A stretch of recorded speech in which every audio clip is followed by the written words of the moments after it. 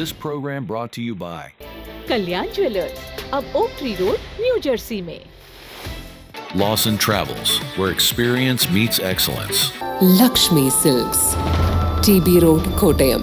പ്രവാസി channel daily news ബുള്ളറ്റിനിലേക്ക് എല്ലാ പ്രേക്ഷകർക്കും സ്വാഗതം. പ്രവാസി ചാനൽ ഇപ്പോൾ എല്ലാ സ്ട്രീമിംഗ് ഡിവൈസുകളിലും ലഭ്യമാണ്.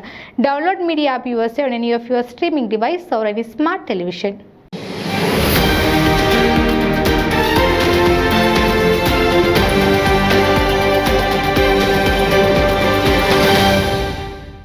ഏലിയാമ്മ കുരുവിള ഷിക്കാഗോയിൽ അന്തരിച്ചു. 87 വയസ്സായിരുന്നു.